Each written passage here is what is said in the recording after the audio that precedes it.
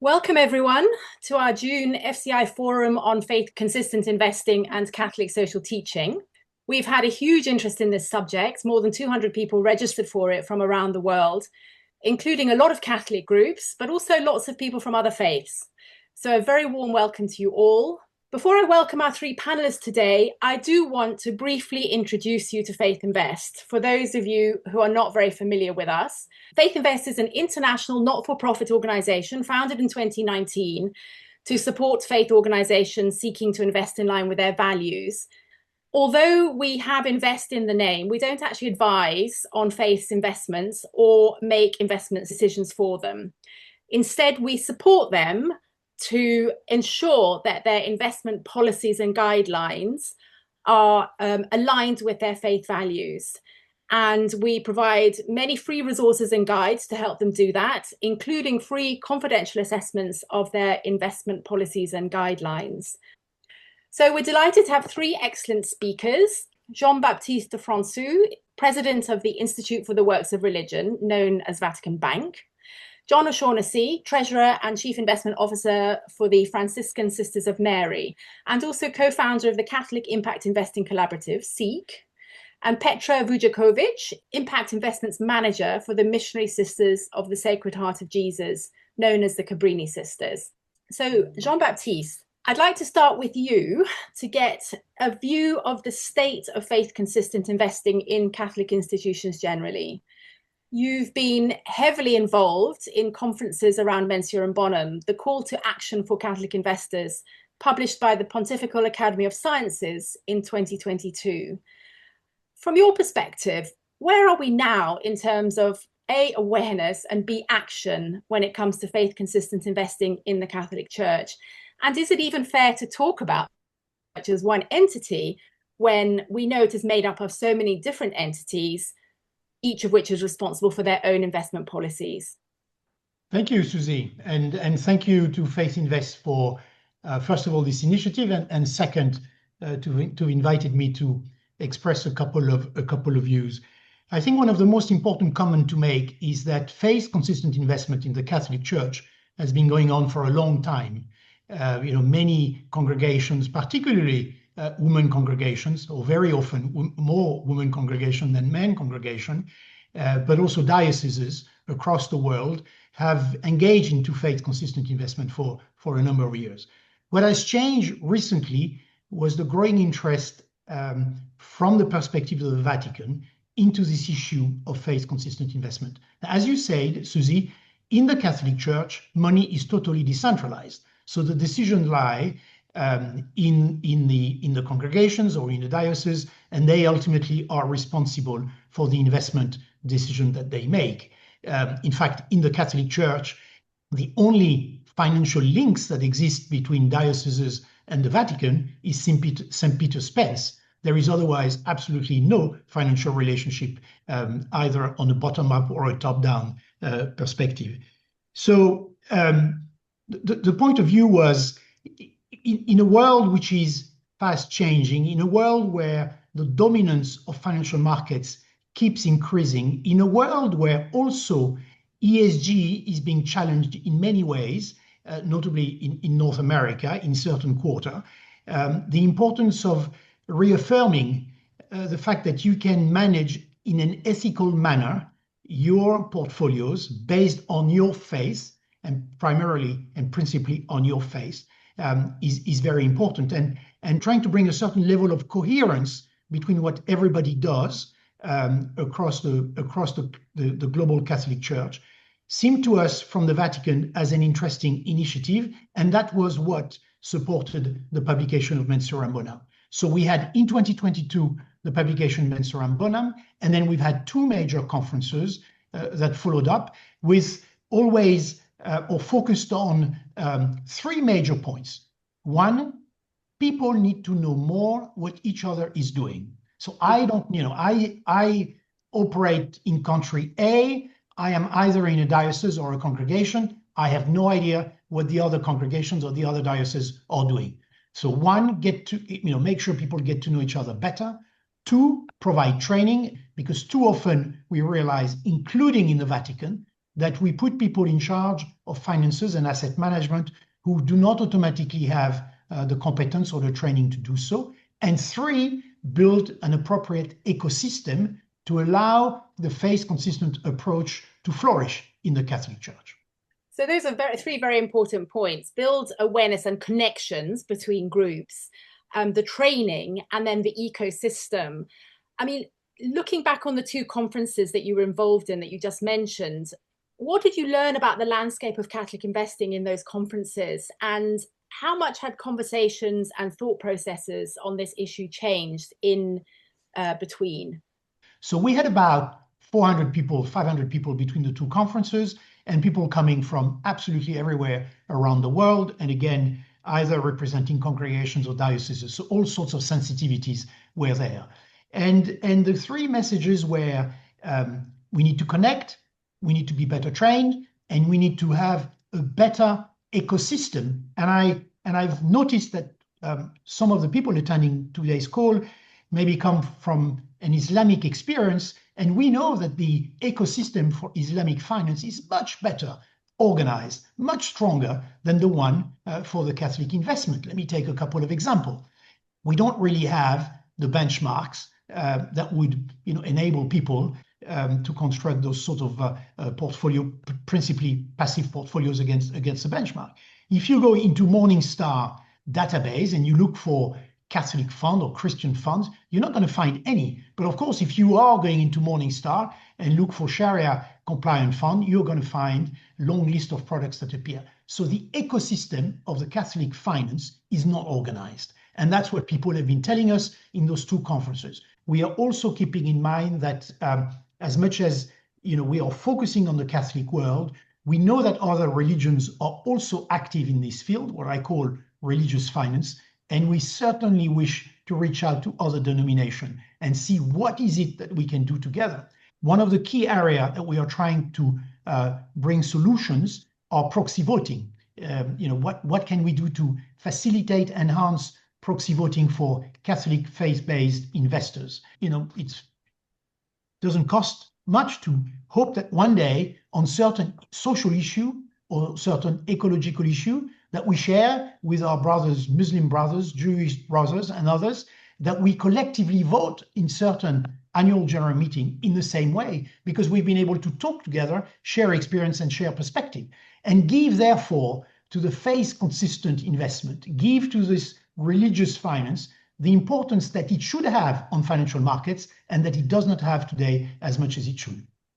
Those are very exciting initial steps and thoughts that you're having. I think lots of people on this call would agree that if more faith-based investors were able to come together and communicate and share common goals, then we would really see the faith as a sort of powerhouse for ethical investing. And let me maybe also share very quickly one practical point about what we're doing as a follow-up of Mensur and Bonham. So we've looked at all the recommendation of all the Catholic bishop conferences around the world on faith-consistent investment criteria. We've done catalogs of all of them, and we've seen those gaps, all those discrepancies. Some of them are easily explainable for cultural reason. I always quote nuclear energy. There's no way the Germans are gonna have nuclear energy in their portfolio, and in France we do have nuclear energy. That's cultural. But there are other aspects which are far more structural, potentially also related to the sanctity of life. So we are now organizing with the Pontifical Academy a review of all those bishop conference recommendations, and we are going to work with all those bishop conference to try and have a better harmony, not one single document, because that's not the ultimate objective, but better harmony between what all those recommendations are so that we can all work together better. That's very interesting. Can we talk about the ecosystem? Because that was the other issue that you highlighted as there isn't a comparable Catholic or Christian investing ecosystem in the way there is, for example, for Sharia compliant funds. What do you see needs to change to make that possible? Because one of the easiest ways of ensuring that more faith-based organizations can invest in line with their values is to make it easier for them to find the funds that they feel fit those values. Exactly. So we're focusing on qualification of funds, in the Morningstar types database across the world. That's number one, very important. And I, as the chair of the Vatican Bank, I mean, I see the investment teams, we are finding it difficult to find funds which do have a label Catholic on the box, but when you open the box, you see that it's every fund manager own interpretation as to what the social teaching means. So one is funds classification, two is benchmark. We need to address this issue of benchmark, have Catholic benchmark that really stands for what the social teaching is. Three, proxy voting, very important to progress on proxy voting. Again, our own experience, we're not big enough in the Vatican Bank to have our own team to handle the whole proxy voting. So we would like to team up with others. We'd like to find a platform, but we want to find a platform that is going to do exactly what we're asking them, and not somebody who's going to ask to compromise because they may have different views on certain of the issues that are coming up. And the other thing that is very important where we're trying to work on is reporting, because we believe that for any faith institution, for any congregation or diocese, when they get their monthly, quarterly, annual report from their asset manager, they need to be a dimension that reflect the faith dimension of their portfolio. And we need to go beyond the numbers and the asset allocation by asset class or geography or what. We also need to dive into the reporting system in ways that illustrate how much our faith criteria have been taken into account into the portfolio that we constructed. And by doing this, in a second instance, we will also be able to talk about impact that those decisions have had ultimately. Thank you, Jean-Baptiste. That was a really super interesting kind of overview and analysis of what needs to happen. Do you have a timetable for when some of these issues might, we might have some clarification around them, around the ecosystem? And we're going to try and deliver some of those elements before year end. But there's a great level of enthusiasm that we need to help each other to progress in this area. Fantastic.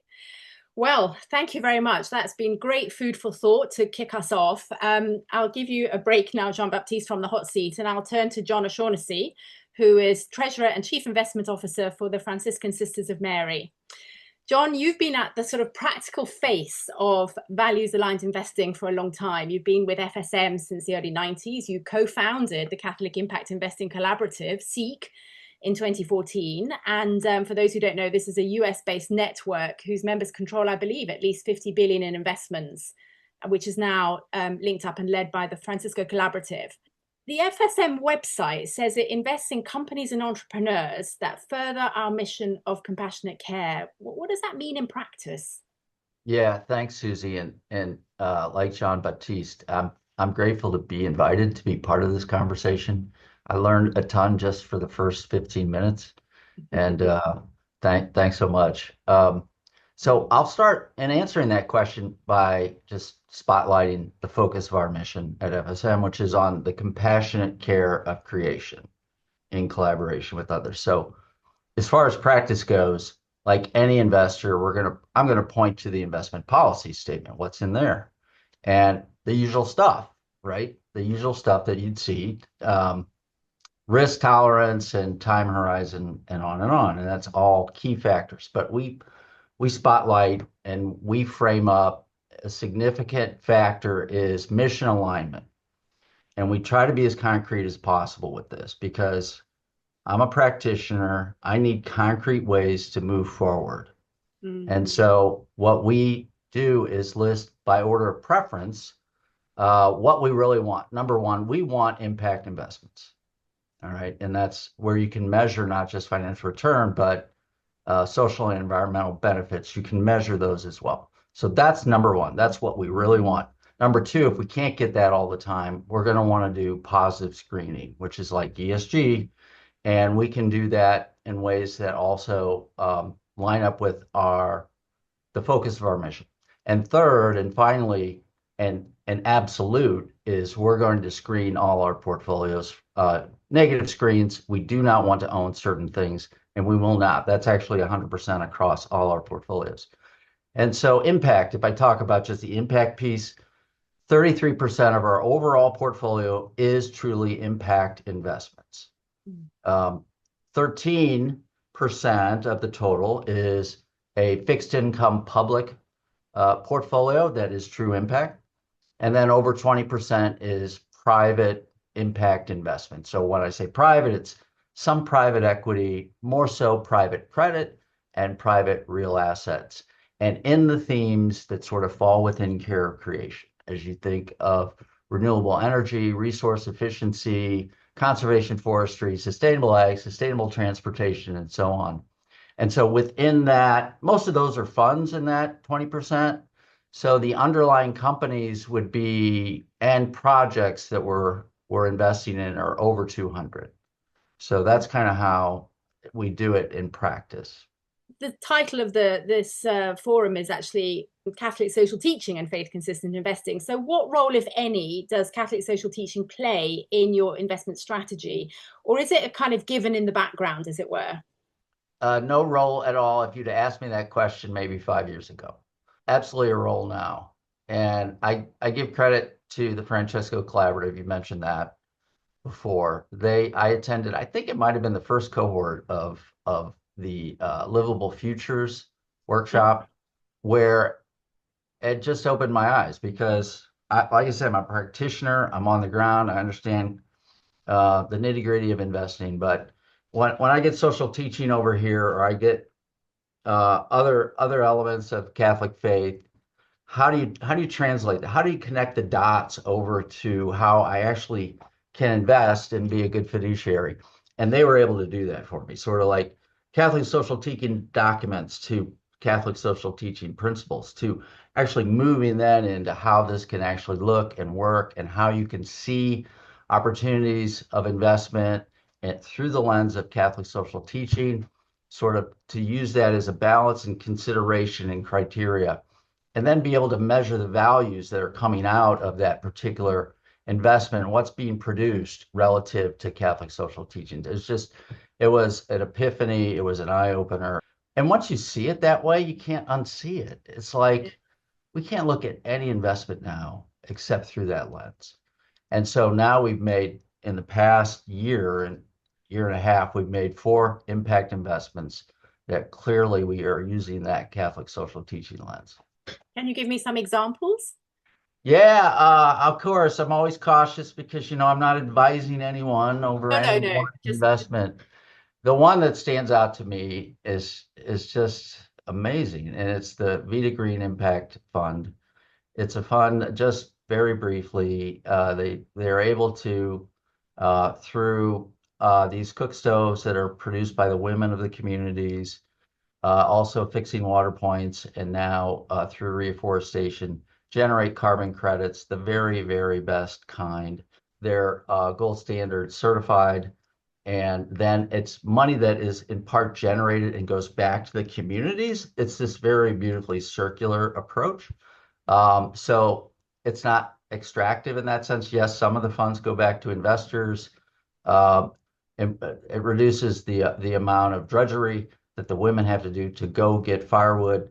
They can get clean water. They don't have to burn and boil water, on and on. It meets, as far as CST, it's just like check, check, check, check. So there are investments of that nature. That to me is the best one I've seen. I know there are others along the same lines. But if you look at the scale of, we talk about ethical investing, there's a scale, right? It's like, okay, we don't do anything, we're over here on this spectrum. And then maybe we do negative screens, we're here. And then maybe we do ESG. And yes, we do shareholder engagement and proxy voting, but you want to go over here, then you really have to get into these kind of impact CST lens viewing. You want to get serious, let's go over here. And it tends to be more private, so it's tough. It's not easy to do. Yeah, isn't that one of the issues? I mean, a lot of faith-based organizations want to achieve impact. I mean, that's why they're here. They have their mission and they want to deliver on it. And we hear from a lot of organizations who really want to go into impact, but they worry about it because they feel that it's complex, it's difficult. How do you do the assessments? How do you do the due diligence? I mean, what's your view on that? So that's kind of where I live, is that side of it. I've talked to a lot of groups, line up exactly with what you said. One, it is hard. It's not like you can sit here, I can tell you this is easy, you can do it, don't worry. you're going to have to put effort. If you can do some of these other things, you can hire a manager that will help you get public portfolios that do the screening, maybe do ESG, and maybe do shareholder engagements. And that's all good, proxy voting. But to do this is tough. And so if you don't have an advisor, often you don't, that can help you with that. Maybe you do. There are some that do. What I will say is, to be able to do what we've done, we rely on this community of practice that's been forming and growing, sort of around the CIIC, but it sort of extends beyond CIIC. There's at least a dozen groups that are working together, and it's wide open. It's a collaborative group, so we can help there. Back to the core of your question, you have to want to do it. You have to be inspired to do it. You cannot do it because you feel like you should. Nothing will get done right that way. Well, your passion comes through loudly and clearly. And thank you very much, John. That was absolutely fascinating. I'd like to turn to Petra now. Petra, you manage impact investments for another congregation of sisters, the Missionary Sisters of the Sacred Heart of Jesus, known as the Cabrini Sisters. The website of the Cabrini Sisters says that its missions and ministries are guided by and receive direction through Catholic social teaching principles. So I'm turning the same question to you, really, that I asked John, which is, how does CST inform your investment policies and decisions over how you use your money? Thank you. I will also take just a moment to thank you for inviting me and thank you for organizing this. I think throughout these conversations, you hear this need to collaborate and to communicate. So forums like this are tremendously helpful. I work in impact investments, and these are similar to what John said, usually the private direct loans, let's say, to organizations or funds. But we do try to apply the lenses throughout the portfolio. Where we started, similarly, is the impact investments, because that seemed more approachable and where if we tackle it, we can have a lot of the ownership. As Jean-Baptiste was saying, in the public portfolio, you can't very easily just go and pick funds. It seems much more messy. We are making efforts there, picking ESG aligned funds, doing our negative screens, not also proxy voting. We don't have capacity to do that, but finding partnerships with other Catholic organizations who could do it for us. But that is not our strong point. Our more kind of where we've proverbially gotten our hands dirty is in the private impact investment. And how we split those is we have a market rate private alternatives bucket, and that we aim to get market rate returns. And usually here we want to focus on more institutional track record investments, and usually with the theme of climate and environment. So we Catholic social teachings, but also Laudato Si and the environmental protection of creation. All of that goes in here. We are, let's say, at the beginning of our journey there. And because this is more institutional, this translation between Catholic social teachings and the finance speak is a little bit more tricky. Now, let's say I will call it our bread and butter, is what we call high impact investments. And these are purposefully concessionary investments. This is a carved out portion of our portfolio where we are not seeking to get market returns. This portion of the portfolio or this pool has a capital preservation mandate. And the reason we split it up is because we, of course, need to get some return on some parts of the portfolio. And it seems easier to justify seeking market rate returns when the impact outcomes are environmental, especially in something like renewable energy, where there are, commercially viable solutions to the problems we are facing. In our bespoke little pool, we really want to be laser focused on our specific charism, on Catholic social teachings, but also even more specifically, our congregation's charism. And that is, as a Missionary Sisters organization, focusing on the vulnerable populations and reflecting a lot of the Catholic social teachings, option for the poor, solidarity. And there we feel that, any additional percentage point we might earn over the bare minimum we need is something that would otherwise go towards the benefit of those beneficiaries. So this is where we decided in this part, we found that it's okay for us to just have a capital preservation mandate. It's been a long journey, and we went from starting having merely an intuition about what our charism alignment might be, something like, oh, our sisters would love this organization, but not really being able to pinpoint it, to now, 5-6 years later, or 7, we are in the process of developing an actual alignment score where we expect that we really can, which I can't believe that we got to this point, quantify something as seemingly unquantifiable as compassion, because we have the experience and through all the conversation where we learned what are the common traits of the partners that we really feel aligned with, that really understand us and we understand them. And we can have a checklist that actually, hopefully, once we're done, it's still in the process, it's a long process, can be used as kind of a checklist of going through, still having to do all the conversations, still having to do your references, but having an actual quantifiable measure of this very hard to pinpoint alignment. That sounds absolutely fascinating, Petra. And I'm very sure it's the sort of thing that lots of people on the call are listening and thinking, we need one of those as well. Well, we are happy to share our learnings and everything. It is still in process, but we hope, yes, that this will be useful. It's a little bit specific to our charism, but I'm sure adjustable. That sounds fantastic. I mean, you've described a process that really, as you said, took time and involved a lot of in-depth reflection and thinking. When it comes to actually finding your impact investments, have you found it easy, or is that also quite an involved process? It's all of it is very involved. It is becoming easy over time, but I think a little bit what with these groups are trying to achieve is that not everybody has to go through the whole arduous process, and that with some learnings and with some collaboration, you can onboard people quicker. These are very bespoke small investments that some of the organizations don't even have audited statements, some do, but just finding opportunities is difficult.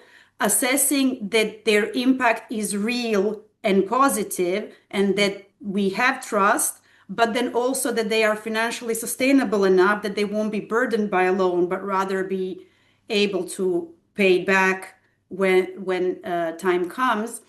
Not to mention just seeking for opportunities and finding that niche or that fine line where impact investing, even if concessionary, helps. There are many problems that need grants, that need donations, that need humanitarian help.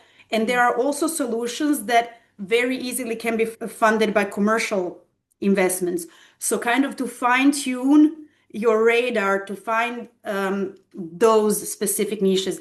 This is also, again, through networks, not just networks of investors, but networks of communities locally. We are not physically present in all of these countries, and we need to get reliable references, have a lot of contacts. And so having the local partner that you trust is very important. Partnerships and sharing of knowledge. I'm anxious to make some time for some questions. So I'm going to ask you one final question, and then I'm going to ask both John and Jean-Baptiste to maybe address this question as well. We hear from a lot of faith-based organizations that they feel torn between the need to generate returns, market rate returns, to fund their activities, pay for their staff, retire their nuns or their priests, and the desire to invest in line with their value to achieve real impact. So how should they address that? And is this a real dilemma? Can we have both, or is that just a pipe dream? I mean, of course, I think we can have both, but I will tell you how we look at it, because we don't look at it as a simple dilemma. So we went from taking a look at our assets and our spending needs and deciding how much we need.